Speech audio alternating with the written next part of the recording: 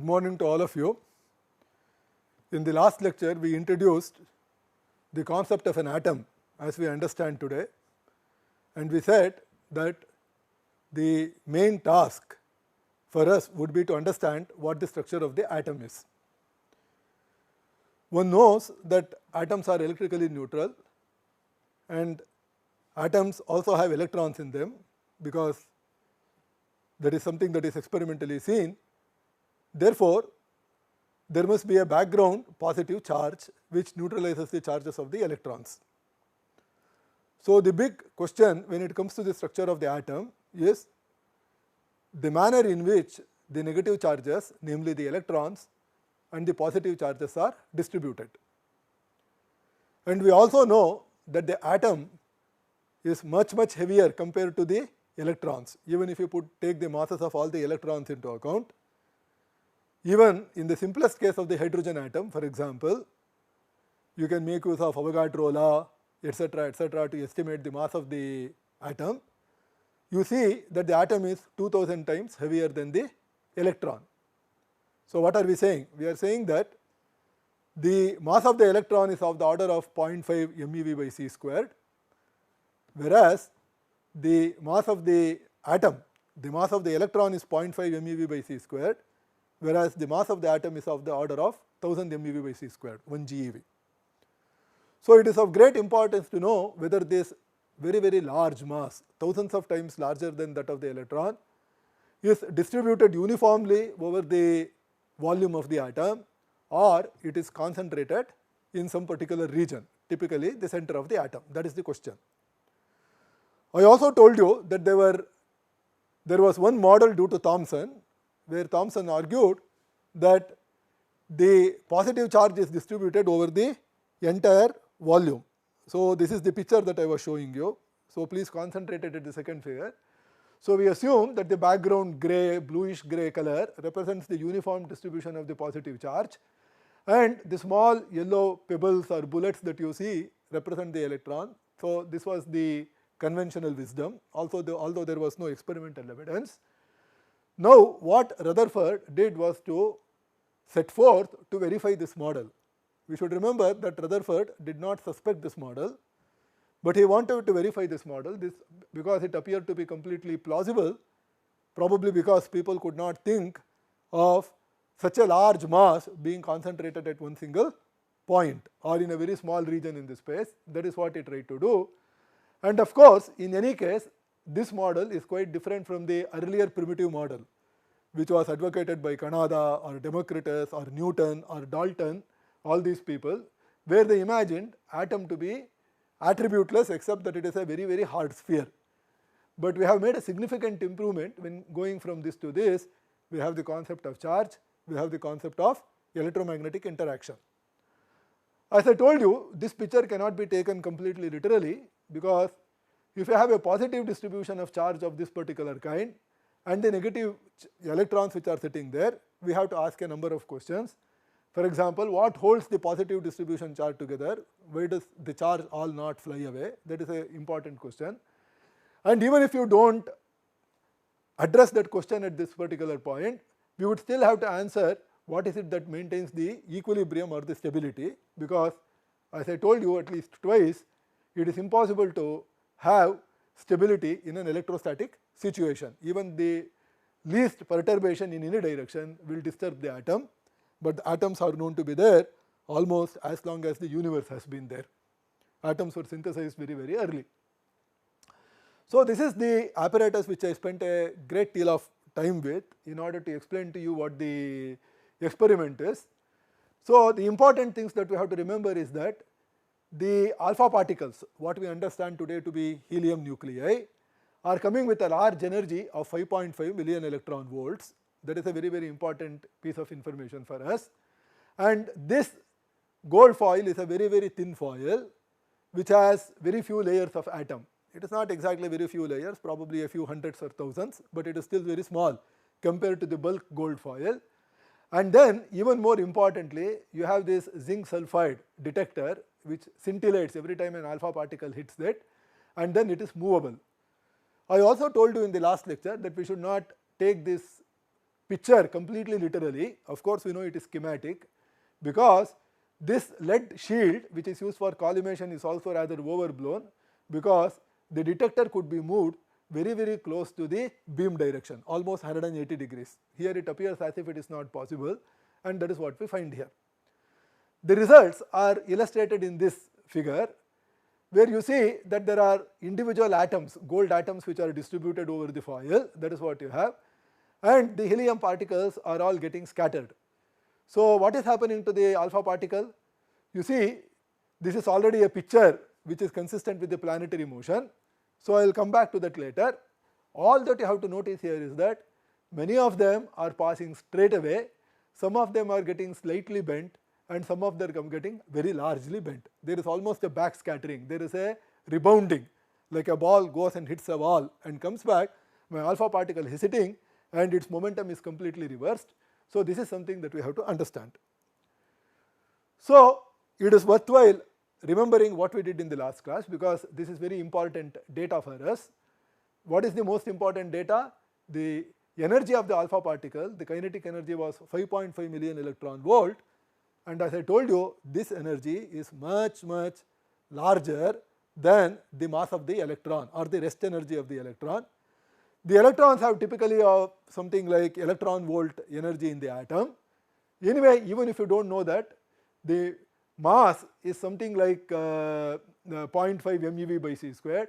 Alpha particles have 8,000 times the mass of the electron. I estimated that in the last lecture.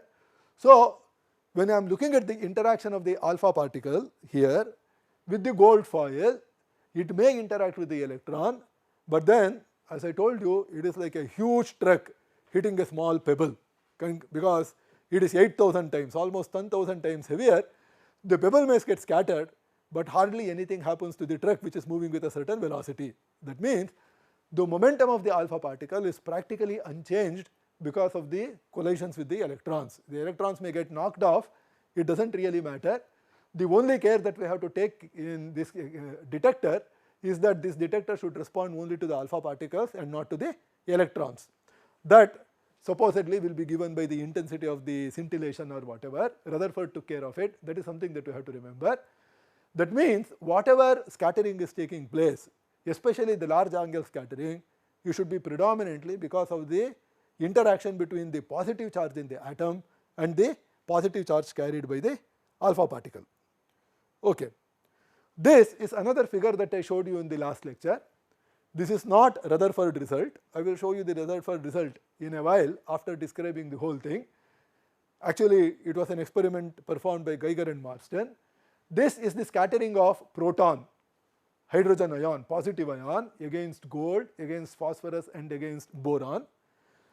The important point that we have to notice here is that there is a certain universality. All of them have qualitatively the same features. So you see, phosphorus has larger larger positive charge than boron. Gold has larger positive charge than phosphorus. Therefore, if you look at the cross section, which is essentially the number of alpha particles that are scattered as a function of angle, you see it is maximum for gold, it decreases for phosphorus, and it is further smaller for boron. But otherwise, the shapes are roughly the same. You can scale them as if it can be translated.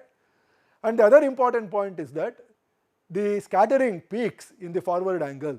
That is where most of the scattering is. That is where most of the alpha particles are found. And as you keep on increasing the angle of scattering, you have 60 degrees, 80, 100, all the way up to 180. It is smaller, but the most important thing is that it is not zero. There is one more point that you have to notice in this figure. If you look at it very carefully, there is 0, 1, 2, 3 and there is a -1 written here, which I did not notice yesterday. Don't be put off. How can the number of scattered particles be negative? This graph is in the logarithmic scale. So you know, when a number is less than 1, the logarithm will become a negative quantity. That is what we have. That means when I go from 0 to 1, there is 1 order of magnitude jump in the scattering cross section. This is not a linear scale. So what you are actually plotting here is the log, that is what is shown here, log of the number of alpha particles that are seen. So this -1 should not put you off, because logarithm of a positive number can jolly well be a negative number. That is something that you have to remember. Okay, we summarize this. This is the experiment which I will come back to from the plume boarding, and this is the experiment of Geiger and Marsden. But before we do that, so let me stay in this particular figure. We have to do a certain bit of analysis. I started this analysis in the last lecture, but we ran out of time. Now I am going to complete it. I am not going to work out everything for you. I am going to leave a few things. Please work them out. Make your answers more accurate, more realistic. So let us start looking at these things. So the hypothesis that we make initially, which is exactly what Rutherford did, was to assume that the positive charge is distributed over the volume of the nucleus. So my nucleus, I can pick up another color, let us say red, has a radius r. So let us say my atom is a spherical object, and this has a radius r.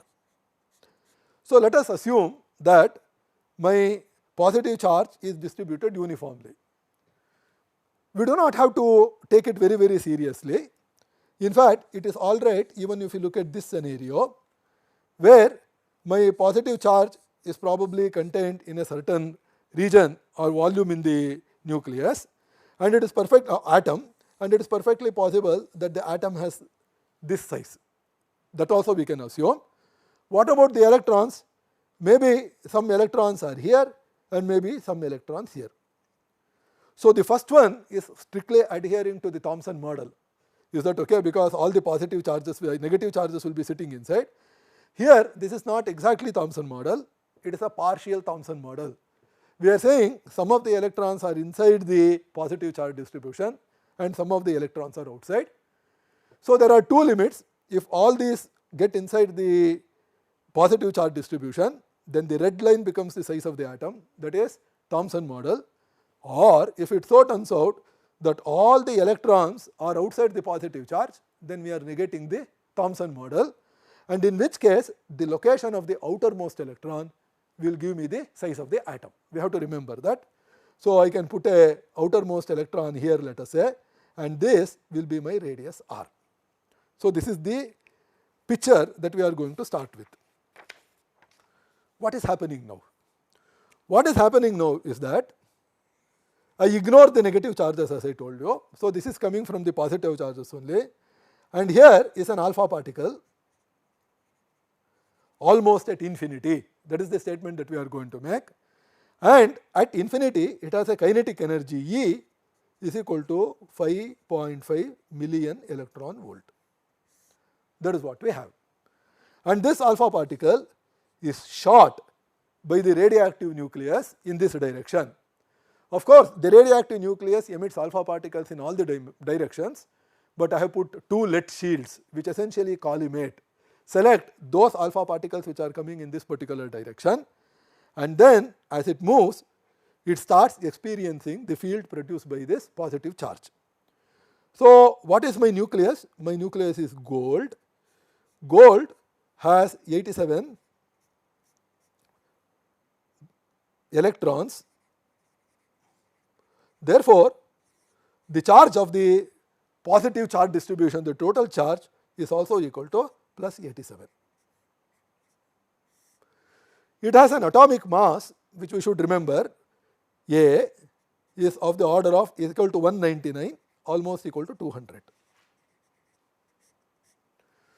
Just as my alpha particle is very, very heavy compared to the electron, you can see that my gold atom is also very, very heavy compared to the alpha particle. My alpha particle has A equal to 4, whereas gold has A equal to 200, so gold is 50 times heavier. It is not as dramatic as in the case of alpha particle and electron, but gold is 50 times heavier than an alpha particle atom. Therefore, again when you look at the scattering, you need not worry about the recoil of the gold atoms. So we are going to look upon the whole scattering as a scattering from a fixed target. These are the essential things that we have to know.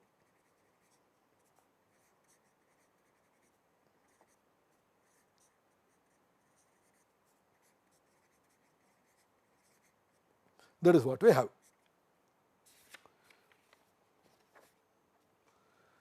Now, let me look at the case where my alpha particle is arriving head on.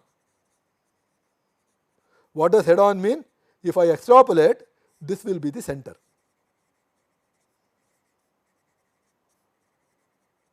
So, in mechanics, we say this has zero impact parameter with respect to the center. That is what we are going to say. And therefore, with respect to the center, this has zero angular momentum. R cross P is equal to 0, where otherwise if it were somewhere here, there would have been an impact parameter, and impact parameter multiplied by the momentum would have given you the angular momentum. That is something that you have to remember. Now, at infinity, it had an energy of 5.5 MeV, but at any intermediate point, it will have kinetic energy plus potential energy.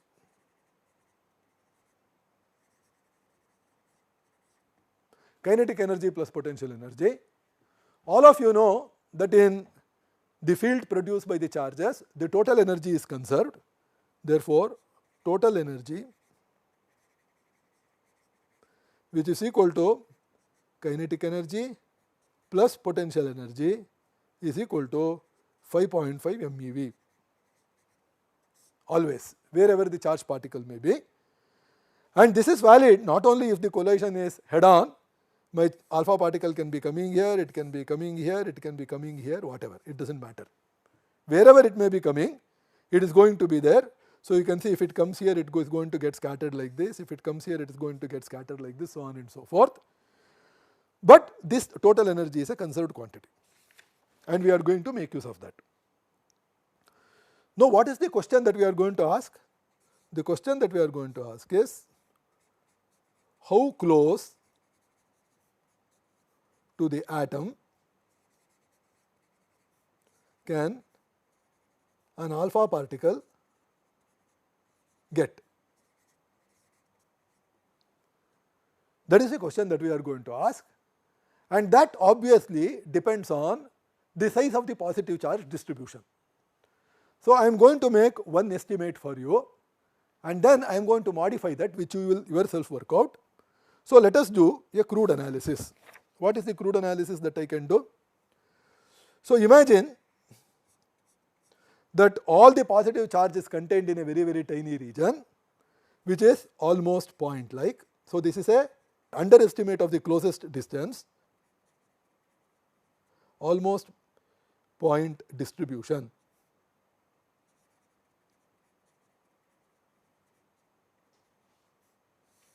That is what I have. Now, in that case, how will the potential look like? The potential is of course repulsive. The force is repulsive. Therefore, the potential will look like this. Even the force will look like this. This is my 1 over r potential. So, as you go far closer and closer to the target, so this is my target position, my potential energy keeps on increasing, and therefore, and as you go very close to the target, it almost becomes infinity. It is becoming very large. But then my total energy is a positive quantity, my kinetic energy is a positive quantity. Therefore, if a particle of a certain energy is coming here, depending on what its energy is, here it will come here, at this point all the kinetic energy will become 0, because my potential energy is equal to the kinetic energy at infinity, then it will get rebound. If I have a higher energy, it will come here, it will get rebound, so on and so forth. But in this picture, however large your energy may be, my alpha particle will never be able to reach the target, because this virtually goes to infinity. Now, for the time being, let us ignore the finite size of the atom, and let us make an estimation of how close the alpha particle can get to, and then compare it with the size of the atom. So, we are going to do it in 2 steps. The first step is ignore the size of the atom.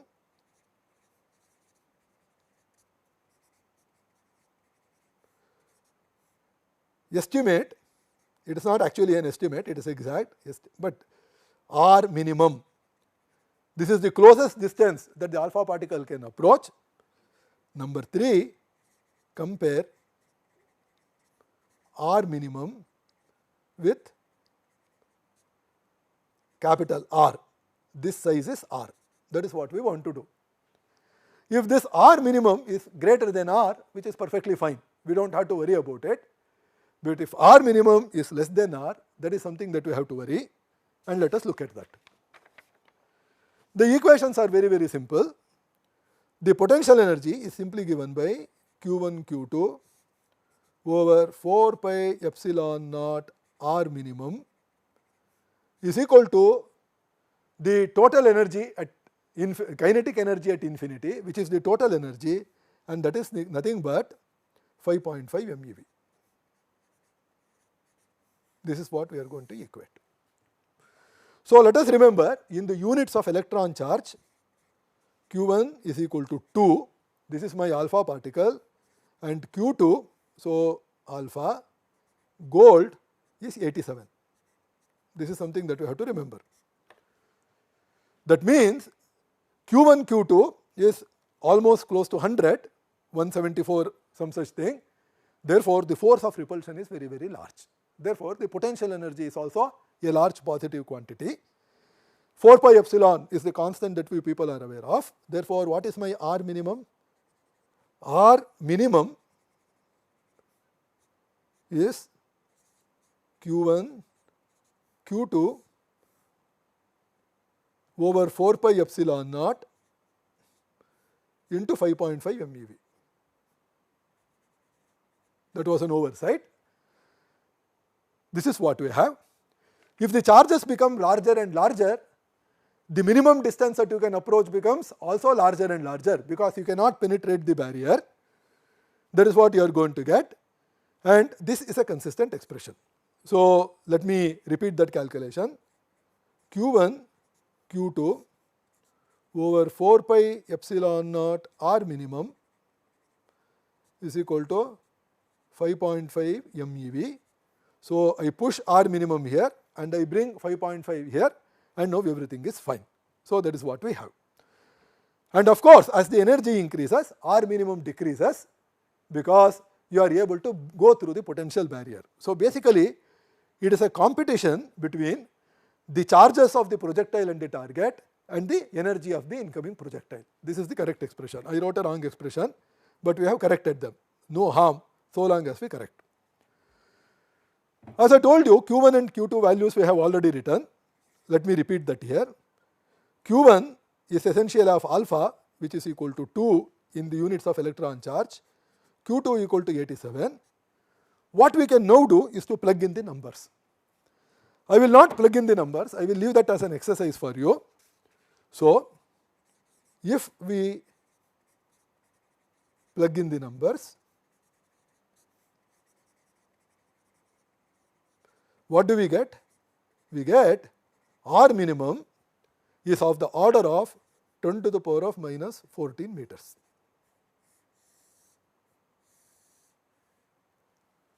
R minimum is of the order of 10 to the power of minus 14 meters. And what is the size of the atom? My size of the atom is of the order of 10 to the power of minus 10 meters. So we are saying that my alpha particle can penetrate very, very close to the center of the atom, making this assumption. Whether R minimum is an underestimation or an overestimation, that will come together. Therefore, R minimum over R is 10 to the power of minus 4. It is a very, very tiny fraction. That means you are almost hitting the center. Because this R minimum is 10 to the power of minus 14 meter, obviously my analysis is incorrect, because I assumed that the potential is 1 over R everywhere. So now what I am going to do is to correct that scenario. So what we will do is to consider a uniform positive charge distribution, because that is the model that we are going to look at. This distance is R, that is what I have, and I am going to look at the potential as a function of R. That is what I am interested in. Now what happens? You people know from Gauss's law that so long as your projectile is outside the spherical charge distribution, my projectile or the test charge will look upon the field as a field produced by a point charge. That is what Gauss's law tells you. So, V of r is equal to, we are interested in the potential energy, Q1 Q2 4 pi epsilon naught r if r greater than or equal to r. That is what Gauss's law tells you. Now, once you come inside, there is a uniform charge density rho such that integral rho d cubed r is equal to Q2. That is what we are writing, which is equal to 87 in the units of electron charge, except that it is of the opposite sign. Again, you can use Gauss's law inside the sphere. So, if you use Gauss's law inside the sphere, everyone knows that the field rises linearly and therefore the potential will be quadratic. So, inside the sphere, field rises linearly, potential is quadratic in R. That is a very trivial exercise which you can all people R. That is what we have. What is the field at the center of the atom? The field is 0, because if you look at a spherical distribution of charge and if I put a test charge at the center, then it is pulled equally in all directions. Actually, because of the repulsion, actually it depends on the size of the charge, whatever, it does not matter, and therefore the net force acting on the test charge is equal to 0, whereas if it were a point charge, the force at the origin would have been equal to infinity. Now we see there is a great conflict between whether the charge is concentrated very close to the center or whether the charge is distributed uniformly over the sphere. That is the most important thing for us. So, let me draw the field for you and then let me draw the potential for you. So, this is my R, this is my electric field as a function of R. Okay, electric field is positive because it is produced by a positive charge distribution. So, what happens inside the spherical distribution, it starts rising linearly. So, this point corresponds to R and outside it falls off like 1 over R squared. We should contrast this with what happens if the charge distribution is almost point like. Then what would have happened? This line would have continued and it would have gone off to infinity. 1 over R squared everywhere, that is what would have happened. But now you see, this is the tipping point at the surface of the charge distribution. Now there is something very interesting that is going to happen to us, and that is very, very important for us. Let me write the energy diagram, and in order to do that, let me draw this figure once again.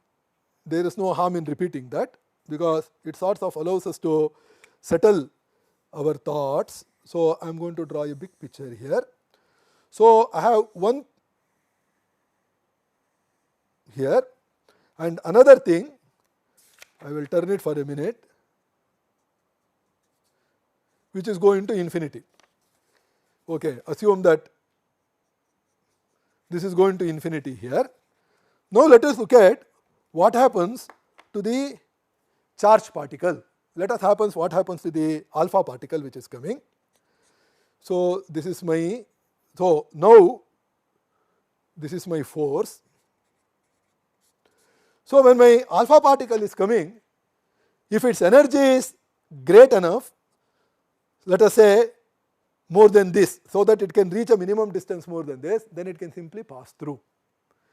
Not only will it pass through, as it gets more and more into this region, the magnitude of the electric field becomes smaller and smaller, therefore the repulsive force becomes smaller and smaller, therefore it is made further easier. That is the most important thing. So, a better way to depict this is actually in terms of the potential energy, because we want to show the energy diagram. So, what we have is potential energy V of R as a function of R. So, what is my potential energy? Can somebody tell me? Potential energy is very, very important here, because V is minus EdR. We should not forget that. Therefore, For r less than r, my potential energy becomes what? Negative. That is something that we have to remember. For r greater than r, of course it is a positive quantity. So, the potential energy V of r is minus half k r squared for r less than r, and this is equal to q1 q2 over 4 pi epsilon naught 1 over r for r greater than r. Okay. We have to be a little bit careful here. This is not a very consistent way of writing things. Why is it not a consistent way? This expression q1 q2 over 4 pi epsilon naught 1 by r is written assuming that the potential is 0 at infinity, whereas minus half k r squared is written assuming that the potential energy is 0 at the equilibrium point, but you are allowed to choose 0 of the potential at only one particular point. Therefore, what I should do? I should write plus a constant. That is the most important thing. So, this is a lesson that we learn here. So, let me work it out. So, we are saying that V of r is minus half k r squared plus a constant. This k you know, which comes from the force, I will fix that in a minute. That must be equal to q1 q2 over 4 pi epsilon naught 1 over r at r equal to r.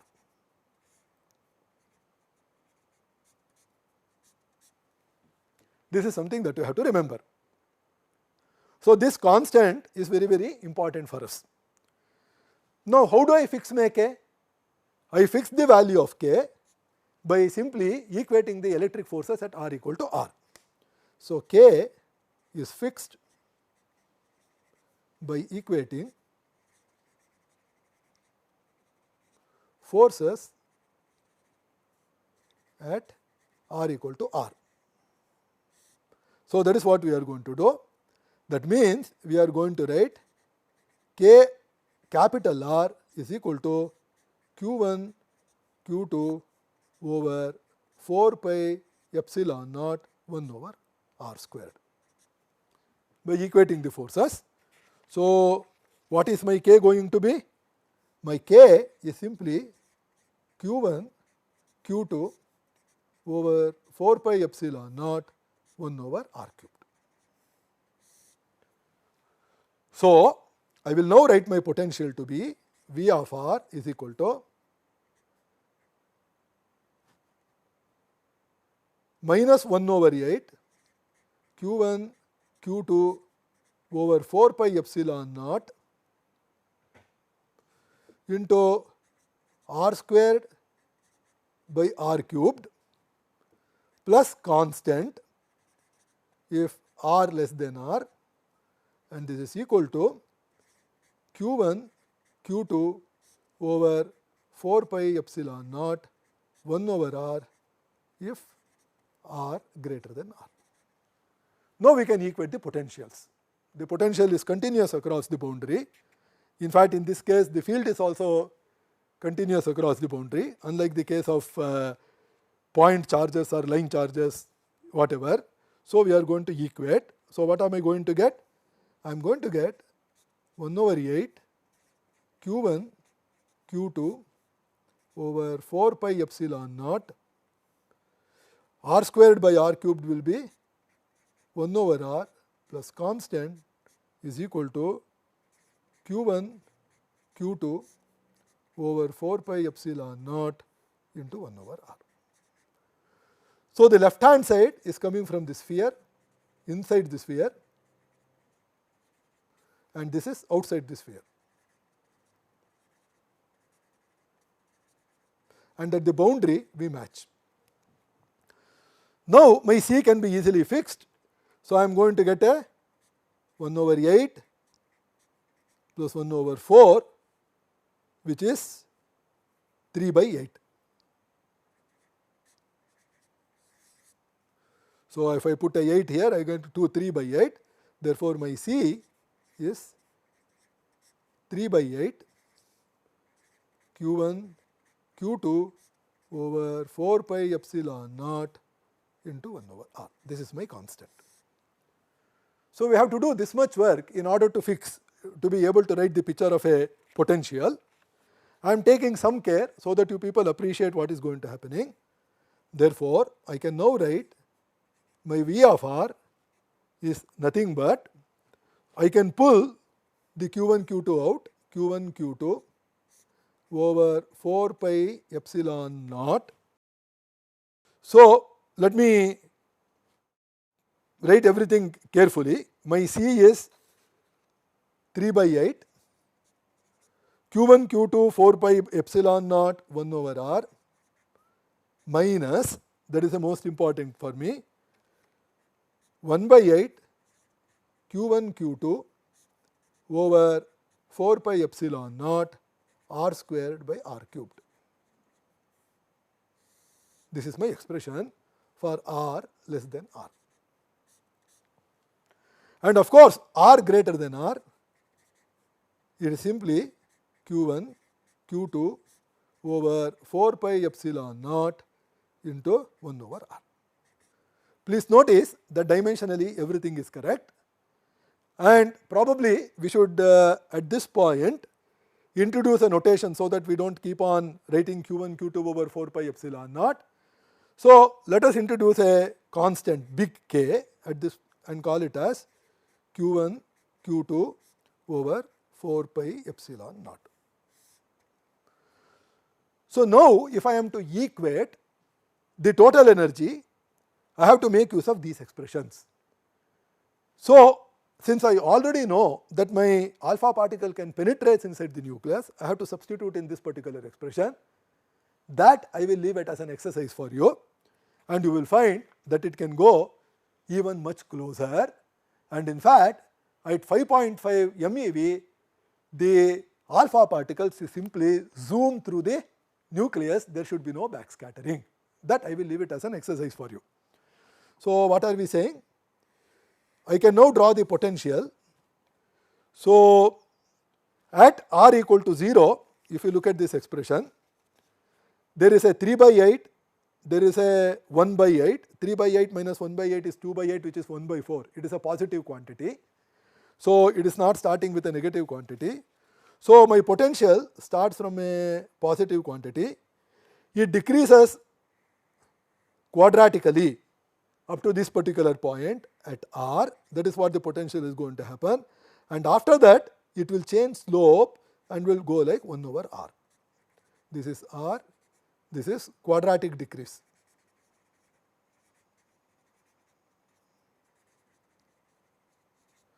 And one can show your 5.5 MeV is something like this, and it can simply pass zoom through, therefore there should be no backscattering at all. Is that okay? Please remember, this is the picture of a potential. We have chosen the 0 of the potential to be at infinity, and my energy can simply go through, whereas the point particle picture would have given something like this. So, this is 10 to the power of minus 14, where it would have got repulsed, but now it simply passes through. So, it is said that when Rutherford asked the student Marsden to do this experiment, he did not expect any backscattering at all, because he worked this out and he said that there should be nothing interesting. So, this is the essence of Rutherford scattering.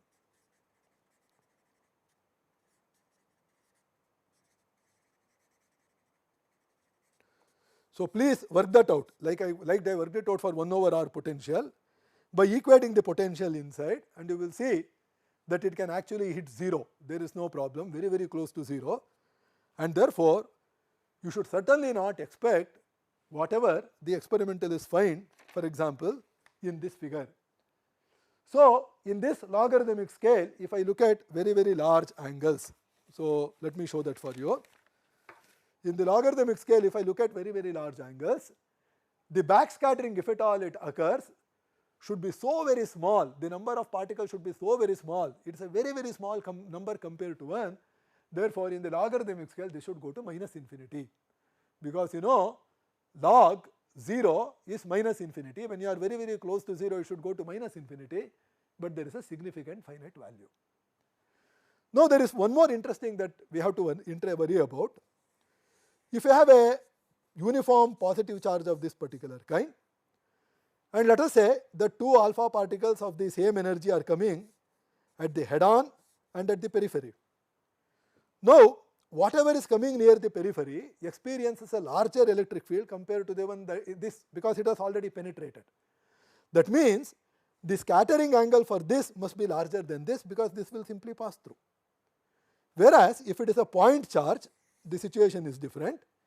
Whatever is coming at the periphery of the atom barely gets scattered, because it is far away from the scattering center.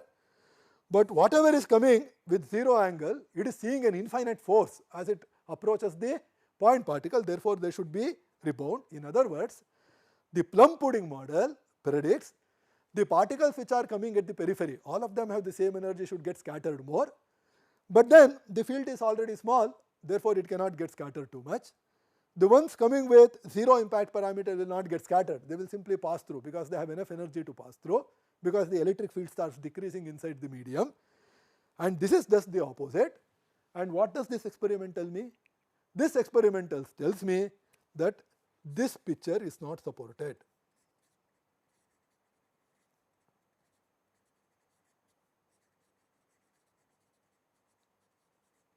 This picture is not supported. How is it not supported? And that is exactly what is shown in this cartoon. If you look at this, here is an alpha particle which has zero impact parameter with respect to the gold nucleus. It is getting rebound very badly.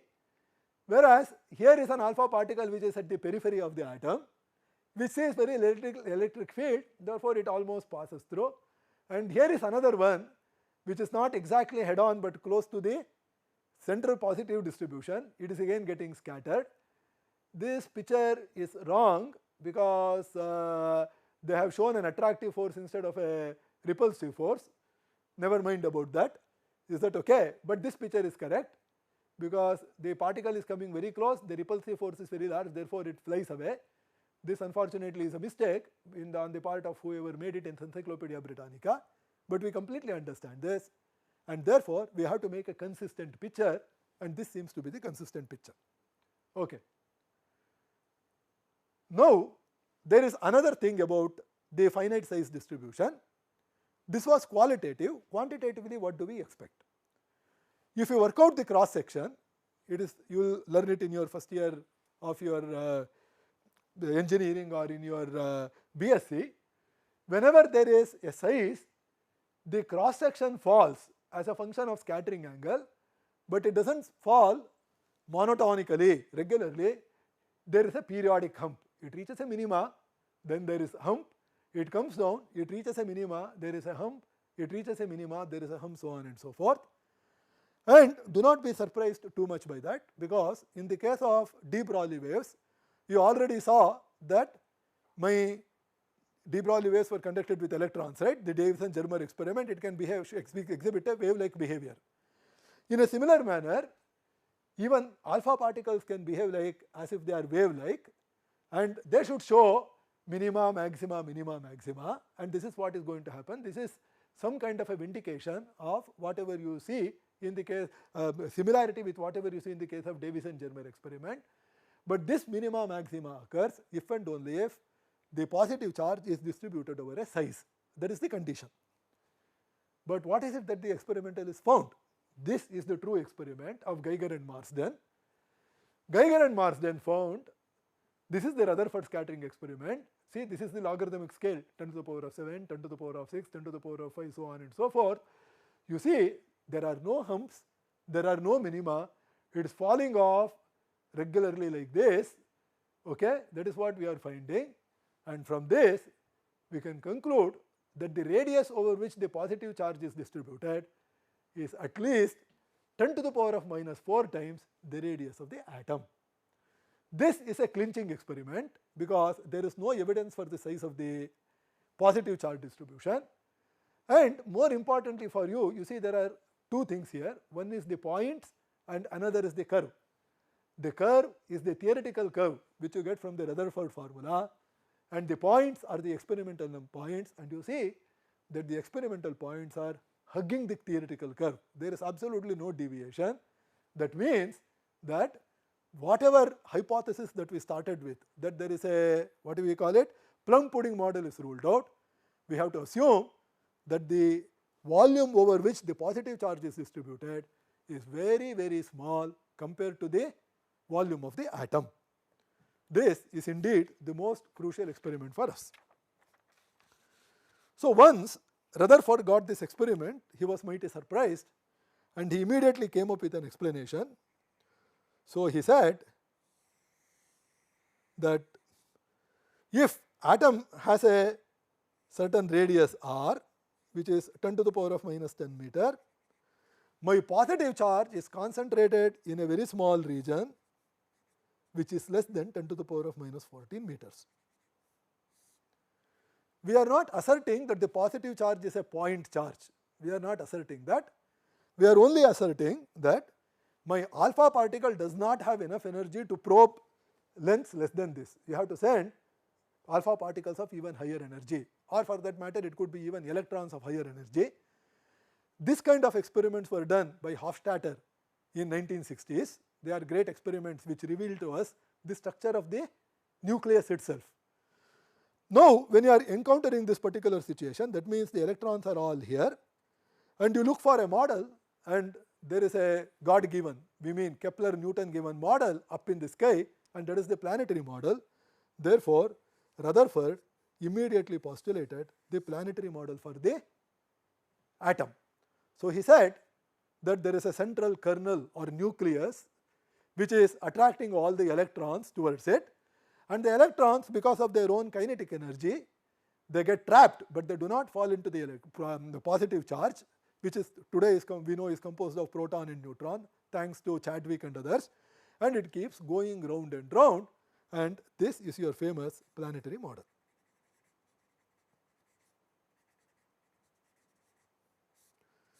So it should be aesthetically pleasing to everyone who wants to see a systematic pattern in nature. Therefore you say, if you are looking at length scales of the order of 10 to the power of 7, 10 to the power of 8 or 10 to the power of 10 meters, let us say, astronomical scales, and you are looking at a scale of 10 to the power of minus 10 meters, over these scales gravitation is there and they have the planetary model for the solar system, and in fact we know that there are binary stars which go around each other according to Newton's gravitational law.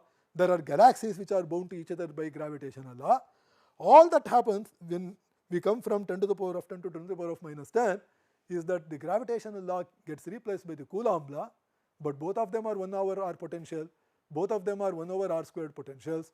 So what we essentially have is the same thing reproduced at a smaller scale with a different interaction. So Rutherford should have been a happy man. But unfortunately, electrodynamics, electricity and magnetism are much more complicated than Newtonian gravity. So electricity and magnetism, the combined word is electromagnetism or electrodynamics, much more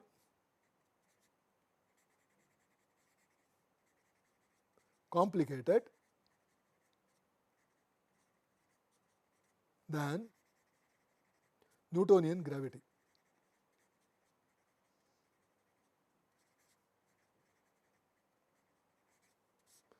I used the word Newtonian gravity because we know that there is a more advanced theory of gravity which is called the general theory of relativity, and that is as complicated or even more complicated than electricity and magnetism.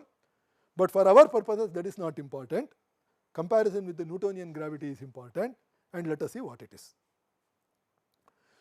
So if you look at this model now in this slide, this is the conventional picture that you have in your textbook. This is again from Britannica.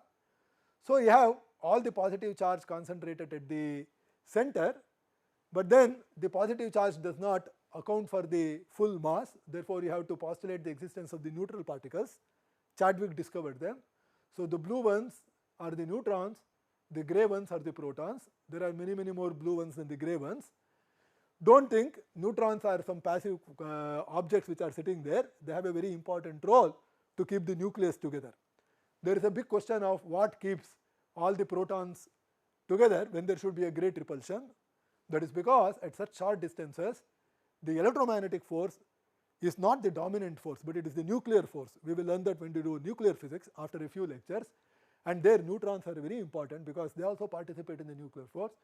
And now you have a picture where you show, so let us say 2 electrons in one orbit, 4 electrons in another orbit, so on and so forth. Do not take these numbers 2 and 4 very seriously, although they have some basis in the Bohr model. At this point you need not take. This is your planetary model. So all is well and good, just as you have planetary model for the solar system, which we realized after thousands of years of observation. Remember, astronomers have been looking up the sky and mapping the path of the planets and the stars over many years. But now this is not as simple as that because there is a complication. So I want you to look at this picture. What we have on the left hand side is the energy in GeV of a proton in an accelerator. So let me describe you what that accelerator is. It is called a synchrotron. So let me write down the picture of a synchrotron.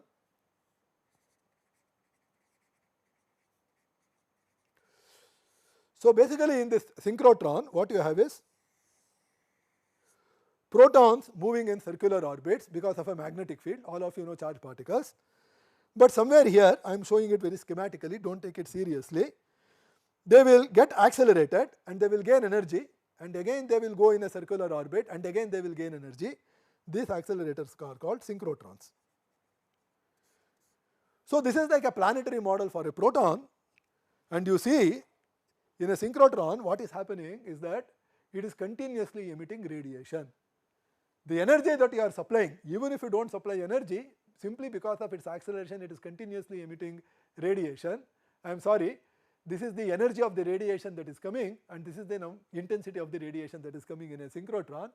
And in a synchrotron, proton can have as large as an energy as 30 MeV. In fact, it is there even in the cosmological scale. This is a radiation jet in space. Basically what I want to tell you is that all radiating charges, accelerating charges should necessarily radiate. So the big question is, how is the electron able to go around the proton without radiating? So posing this question, I will stop at this particular point. In the next lecture, we will investigate this feature even more, and there is another surprise called the spectral lines, and we will see how Bohr was able to get over both the problems with a stroke of a genius. So we will address that in the next class. Meanwhile, please solve the problem of the potential barrier.